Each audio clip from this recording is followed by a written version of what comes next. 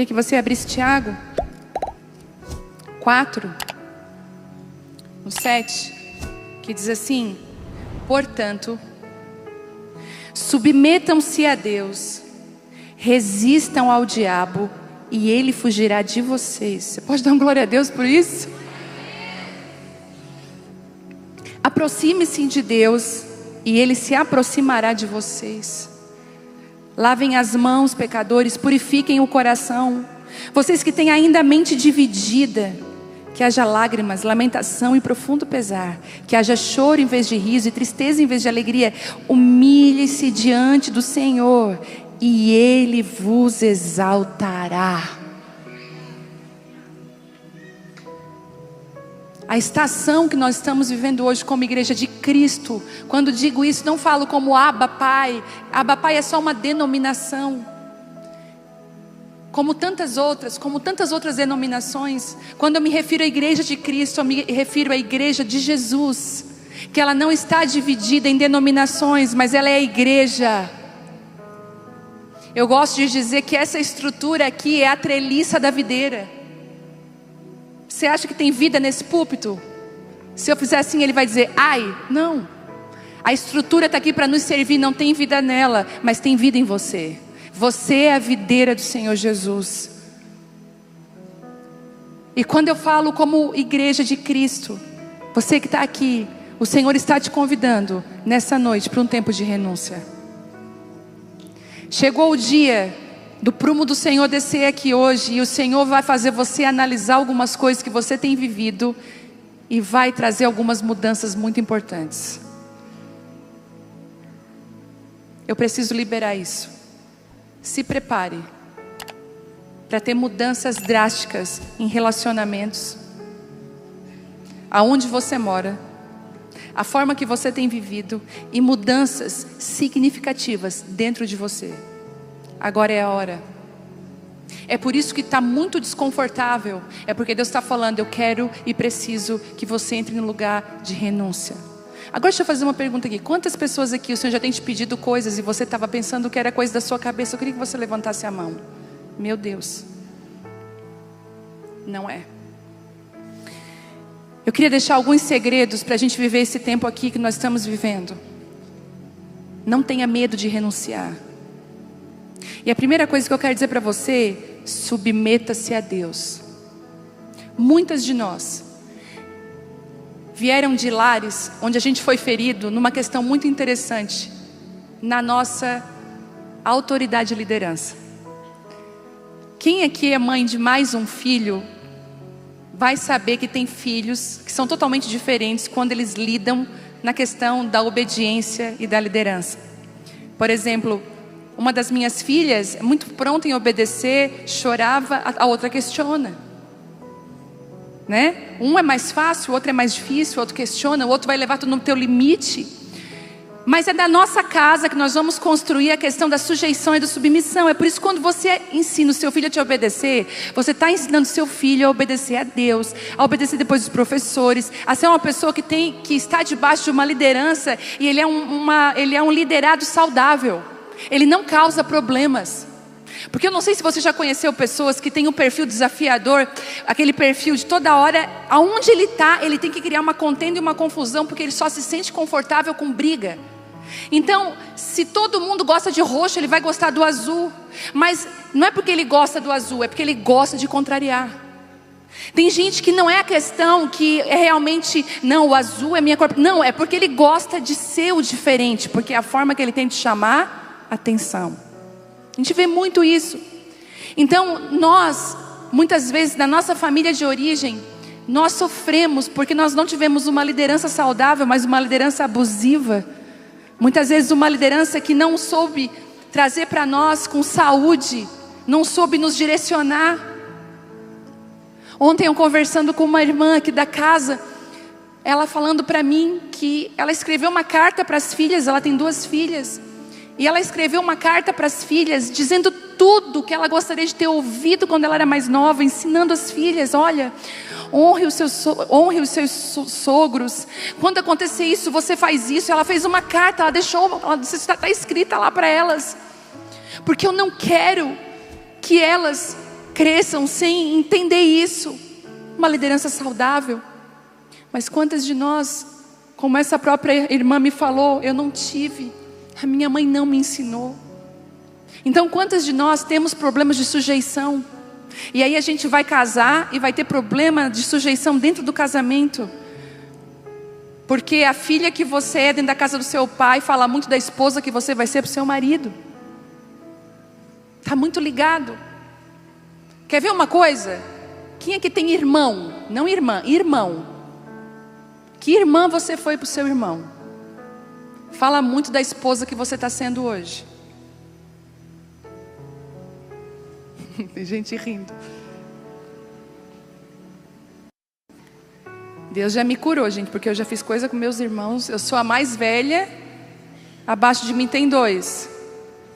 Eu lembro que um dia o meu irmão do meio, ele congrega aqui, tadinho. Ele chegou e disse assim para mim, ele foi no dentista.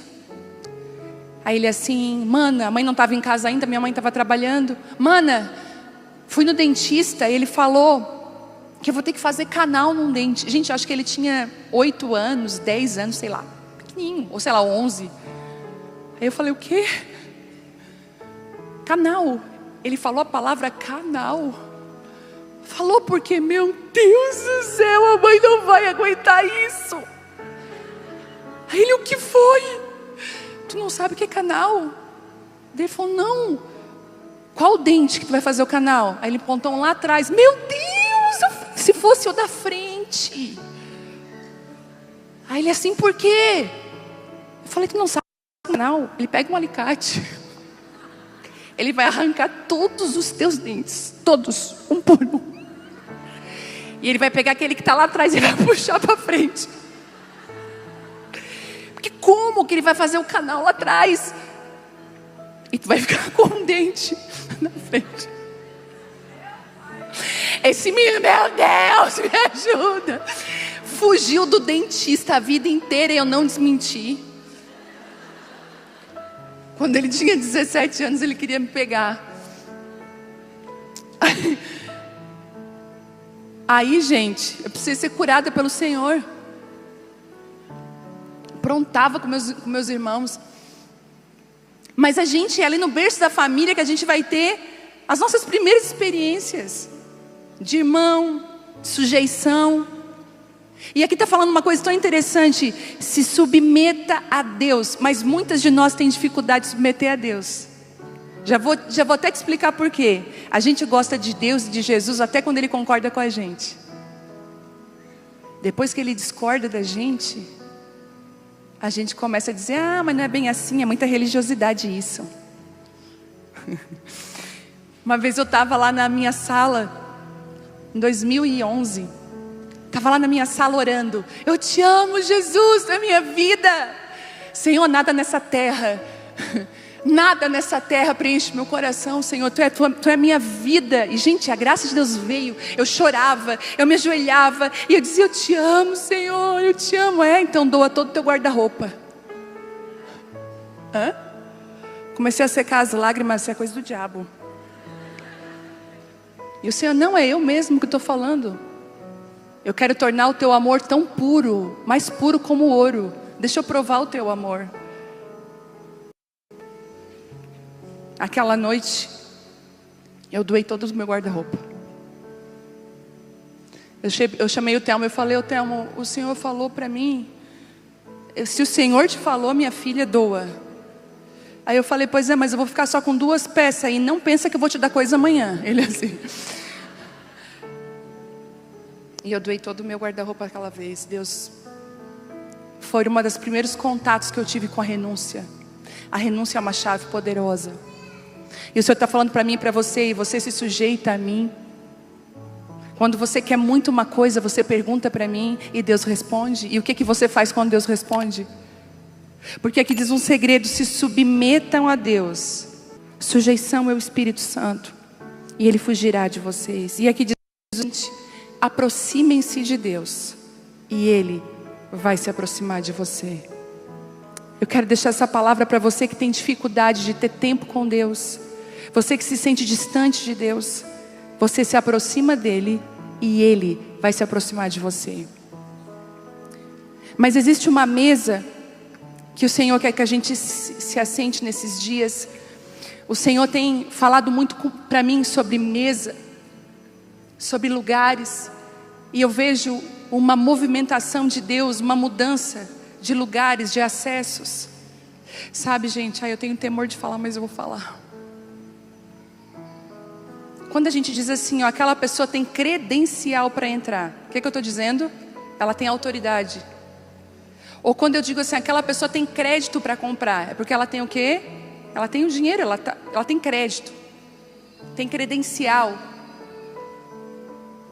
Eu estava orando essa semana e o Senhor falou para mim, perceba nesses dias, eu estou descreditando, tirando créditos, descredibilizando algumas coisas, algumas situações, algumas situações, às vezes até pessoas, mas ao mesmo tempo, Ele está credibilizando outros. Que você fique atenta para o que o Senhor está fazendo. Que você não olhe com os seus olhos naturais, mas que você tenha os olhos da fé e os olhos de Deus. Há uma oração para fazer hoje, assim, Deus, eu não quero ver com os teus olhos. Com os meus olhos eu quero ver com os teus. Porque as suas escolhas hoje vão definir onde você vai estar amanhã. Às vezes a gente quer ter uma vida sem intencionalidade de ter resultado. A gente não quer ter alguma, sabe? A gente costuma mesmo dizer assim, foi sem intenção. Claro, muitas coisas na nossa vida foi sem intenção. Mas nessa nova estação que nós estamos vivendo, se prepare para ser intencional naquilo que você precisa ser. Você não pode mais largar a flecha, aonde deu, né? Não, agora o Senhor está falando para você, eu preciso que você seja intencional no lugar que você está. Que você seja intencional nas suas escolhas. Porque se você for sendo levada pelas circunstâncias, você acabará perdida, longe do seu propósito e sem destino. E para fazermos coisas que precisamos fazer, que nos trarão benefícios, nós teremos que fazer uma escolha. E existe uma mesa que o Senhor quer que a gente se assente nesses dias. E eu queria falar um pouco sobre isso, que é a mesa da renúncia. Eu quero dizer para você que, eu até comentei isso na live, que você pode dizer assim para as pessoas, eu estou passando uma privação tão grande. Qual é a privação que você está passando? Eu não posso comprar um carro. Não tenho dinheiro para comprar um carro de luxo, um carro de grife, um carro de marca. Eu tenho condições de ter um carro popular, ok, mas eu estou renunciando a um carro de luxo. Não, você não está renunciando, você não tem dinheiro para comprar. Igual uma vez um amigo nosso, num culto, ele veio chorando, não aqui, outras histórias. Hoje aqui nós tínhamos pregado sobre renúncia e ele veio, chorando, se jogou, eu entrego, Senhor, meu diploma de médico. Nós ficamos assim, meu Deus, eu entrego. Daí a gente perguntou, vem cá, onde que tu fez a faculdade? Não, eu não fiz. Daí assim, mas então qual o vestibular que tu passou? Não, no vestibular ainda. Assim, querido, então tu não tem nada para entregar. Você só renuncia aquilo que você tem acesso, aquilo que você tem. Por isso que a gente não renuncia sonhos. Nem se realizaram. Então, às vezes você passa a privação. Posso falar uma coisa? Na privação nós somos construídos por Deus a saber lidar com o tempo da bonança. Eu vou repetir. Os dias de privação nos dão maturidade, alicerce para a gente lidar com o dia que a gente vai ter muito. Para a gente não se perder. Olha o que a palavra diz. Sede sóbrios e vigilantes. Porque o diabo, vosso adversário, ele anda ao redor para tragar. Posso falar uma das coisas que o inimigo tem feito esses dias? Ele tem embriagado pessoas. As pessoas não estão mais sóbrias. Nunca se viu numa geração tanta doença mental? Porque falta o quê? Sobriedade.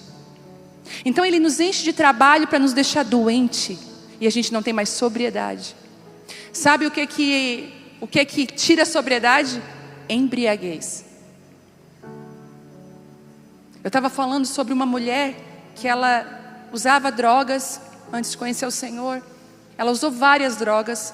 Quando ela se converteu, ela não conseguiu passar por um processo de libertação. Ela mascarou e ela trocou as drogas ilícitas pelas drogas lícitas.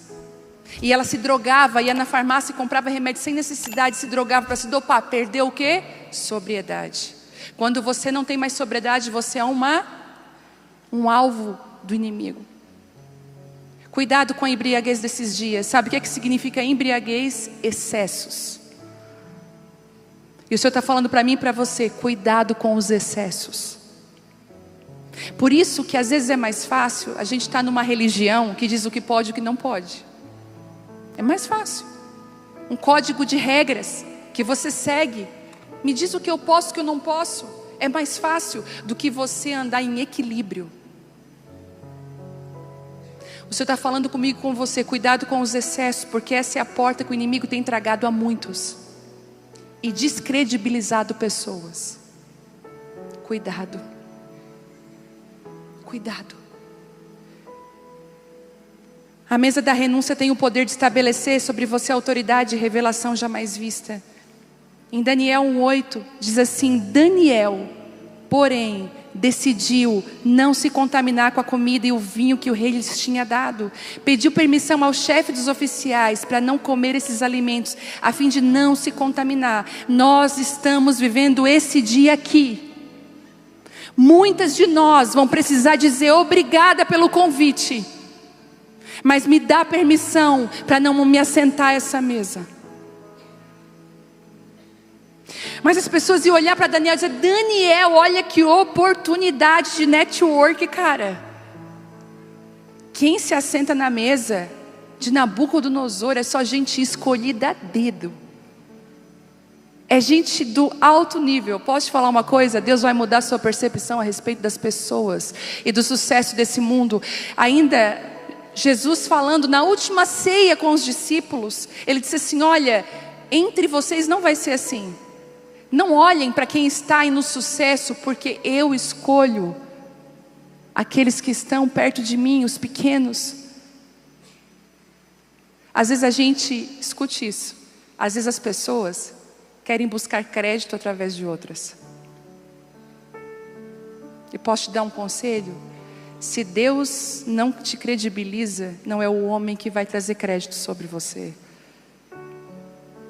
No mundo espiritual não tem avalista não, gente. Ai, fulano me avaliza. Estou vendo muito isso. Ai, eu sento na mesa do ciclano. A igreja de Corinto, ela era carnal e ela dizia: eu sou de Apolo, eu sou de Paulo, eu sou de Cristo. E ela estava perdida. Tinha muito dom, mas não tinha caráter. O Senhor está falando comigo, com você. O seu crédito não está na mesa que você se assenta, mas o tanto que você depende de mim. Como país de terceiro mundo, nós como Brasil, a gente ainda tem a necessidade de ter as coisas para mostrar que a gente tem. A gente ainda tem necessidade de se provar para as pessoas. Eu quero te pedir hoje que você clame a Deus: Deus, arranca de mim a necessidade de aprovação dos homens, e que eu queira só a aprovação que vem do Senhor. Quando a gente estava começando o social, que o social lá da avenida estava muito pequeno para nós, a gente começou a construção do social. Eu dei uma palavra para o Telmo. Eu falei assim: Telmo, deixa eu te falar uma coisa. Eles estavam com o coração aflito, porque é uma obra muito grande, muita responsabilidade. Eu disse assim: Telmo, deixa eu te falar uma coisa, não vai faltar nada. Nada. O recurso vai vir pontualmente. Quando a gente foi fazer a expansão do Kids, a mesma coisa. No dia que a gente foi lá visitar o terreno, escute essa, no dia que a gente foi lá visitar o terreno, ali do lado de cá, né? Olhar ali atrás, porque eu quase não vou lá para trás. A gente pegou o carro, vamos lá ver onde vai ser a expansão do Kids. Quando a gente está lá no meio, onde ali tinha uma cobra, gente. E ela estava em pé, pronta para dar o bote. Até passou de carro por cima dela umas 5 vezes. A tama cobra com o carro. Mas para quem é espiritual já sabe que existia uma resistência. Só que eu vou dizer uma coisa para você: quando você se submete a Deus, não há demônio, não há diabo que resista aquilo que Deus quer fazer, porque a Bíblia diz que se Deus é por nós, quem será contra nós? Então vai ter oposição, vai ter guerra. É por isso que quando você se movimenta espiritualmente, você enfrenta guerras. Mas se você se sujeita a Deus, obedece a Deus, o inimigo vai fugir de você. Ele não tem vez na sua casa, na sua vida, com seus filhos, no seu casamento, com a sua família, nos seus relacionamentos. O Senhor está falando muito claro para mim e para você. É hora de você avaliar os lugares que você está frequentando. Ai, Jesus. É hora para você avaliar as pessoas que estão ao seu lado, que você tem escutado. E se submeta a mim, me obedeça e renuncie àquilo que eu tenho pedido para você. Mas Deus, vão dizer que é maravilhoso. Maravilhoso é estar na minha presença. Deus, mas então eu estou retrocedendo. Eles acham que você está retrocedendo, porque para mim você está avançando. Muitas vezes o que a terra aplaude, gente, não é o que o céu está aplaudindo. E a gente precisa estar alinhado àquilo que Deus está fazendo. Essa noite é uma noite de renúncia. Deus marcou o dia para você fazer uma entrega hoje. Tem pessoas que precisam entregar. O Senhor, o Espírito Santo está aí pedindo para você. Mas a mesa que Daniel, ele se assenta quando ele diz assim: olha, eu não vou. Eu vou ler aqui novamente, ele diz assim: Daniel, porém, decidiu não se contaminar com a comida e o vinho que o rei lhes tinha dado. Pediu permissão ao chefe dos oficiais para não comer esses alimentos, a fim de não se contaminar. O Senhor está falando assim para você: essa mesa vai capacitar você e dar autoridade para você prosseguir. Chegou o dia, gente, da nossa entrega. Eu vejo o Senhor alinhando não somente nós que estamos aqui, quem está assistindo, para uma noite de muita entrega, de renúncia, de dizer: Deus, pode trazer o teu prumo sobre a minha casa, sobre os meus relacionamentos, sobre a minha vida. Gente, Deus tem feito isso lá na nossa casa. Há 3 meses atrás começou essa estação de o Senhor dizer não, não, não. E eu achava: meu Deus, olha que porta linda. O Senhor falou: não abre ela, não passa. O Senhor está querendo de nós verdade.